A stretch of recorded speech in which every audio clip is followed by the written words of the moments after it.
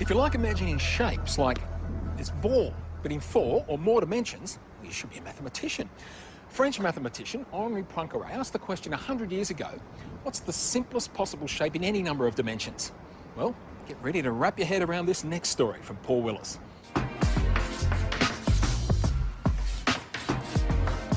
It's one of the world's great mathematical problems. It's so important to mathematics that the prestigious Clay Institute offered $1 million to anyone who could crack it.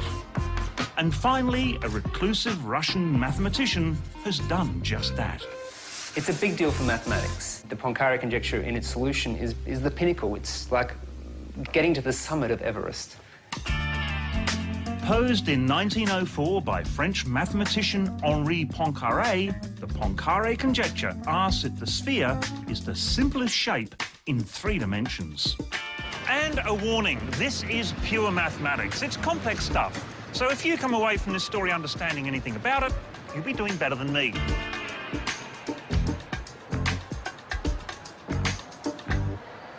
To help explain this mysterious mathematical problem is maths whiz and comedian Simon Pumpernutt. Simon, what is Poincaré's conjecture? Well, it means that the simplest closed object in any dimension is the sphere. Can you make it any clearer for me? Here, what's this? Well, that's a cube. Right. But watch this, I've got a straw in this. OK, so you can inflate it to become a sphere. That's right. And that's what Poincaré's conjecture's about, then? That you can inflate any shape to become a sphere? Yes, but not all shapes can be inflated into spheres. Well, like what can't be inflated? Well, you, for example. Right. If I pricked you and blew you up, what would you become? Well, I'm heading that way already. I'm going to become a sphere. No, you're not. The reason is you've actually got a hole running all the way through you from your mouth to your bum. If I blew you up, you'd end up a big fat donut.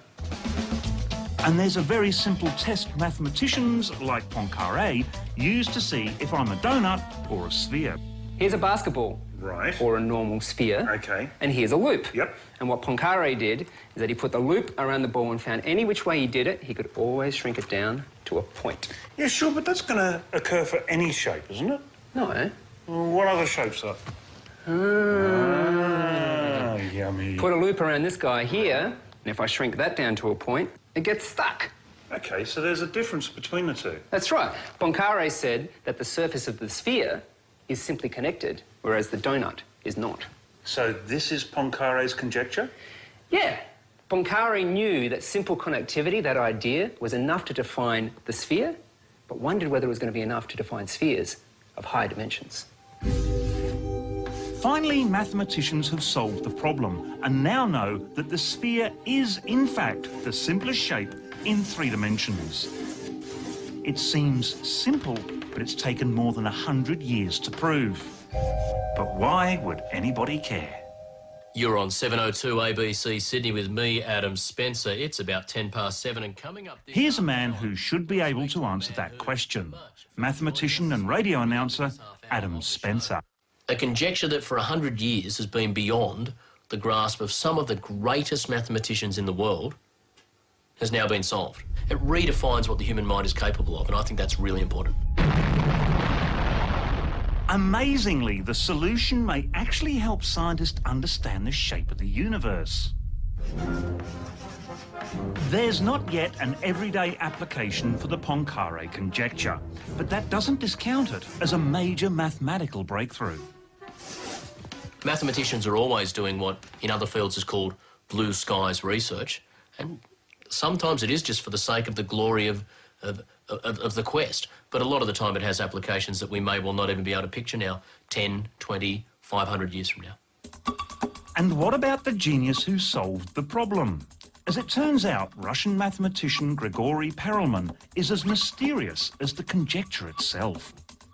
It's an incredibly famous problem, finally solved by a reclusive, very different type of mathematician. He's rumoured to still live with his mum, rarely ventures out in public, didn't want to accept the Fields Medal, which is the Nobel Prize for mathematics, has no interest in it. Who knows why? Is it part of the mystique? Some people theorise it's because Perelman believes science is truly pure, and it's the discovery that's important.